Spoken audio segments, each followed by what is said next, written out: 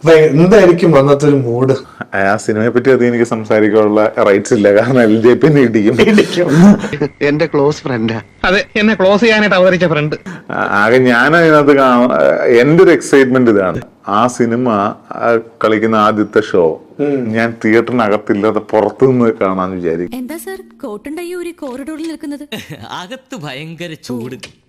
എന്റെ ഒരു വിശ്വാസം കേട്ടോ, ആൾക്കാരെ ഇറങ്ങിയിട്ടൊന്നും എനിക്കറിയില്ല, ലാൽ സാറിന്റെ ഇൻട്രൊഡക്ഷനിൽ ശരിക്കും തിയേറ്റർ കുലുങ്ങും. എന്തിനാടോ നായരെ വെറുതെ എന്റെ ബ്ലഡ് പ്രഷർ ഇങ്ങനെ കൂട്ടണേ?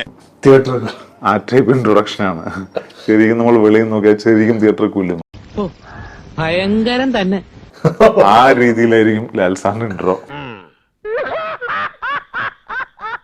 തിയേറ്ററിനകത്തിരുന്ന് എനിക്ക് തോന്നിയത് തിയേറ്ററിനകത്ത് വിസ്ഫോടനം ഉണ്ടായിരിക്കുന്നത്, വലിയൊരു പൊട്ടിത്തെറി.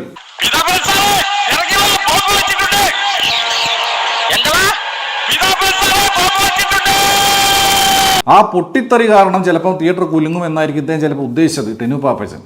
ഒരു കയ്യബദ്ധം നാറ്റുകരുത്. ഇനി തോന്നിയാസം പറഞ്ഞു നടന്നാലുണ്ടല്ലോ നാട്ടിലടിച്ചാൻ സൂപ്പാക്കും. ഇവൻ ഒരുത്തരാണ് ഇതിനൊക്കെ കാരണം. തിയേറ്ററിന്റെ പുറത്ത് നിന്നിട്ട് അതിന്റെ ശബ്ദം കേട്ട് ആസ്വദിക്കും എന്ന് പറഞ്ഞിരുന്നല്ലോ, അതെന്തുകൊണ്ടാണ്? അത് അത്രക്ക് കട്ട മാസമായതുകൊണ്ടാണോ? ഞാൻ ഓർക്കുന്നു, വല്ലാതെ ഓർക്കുന്നു. അതെന്റെ ഒരു അഭിപ്രായ സ്വാതന്ത്ര്യമായിട്ട് കണ്ടാൽ മതി. കാരണം അത് കണ്ടപ്പോ എനിക്ക് അങ്ങനെ കാണാൻ തോന്നി. അത് എന്റെ ഒരു അഭിപ്രായ സ്വാതന്ത്ര്യമായിട്ടാണ്.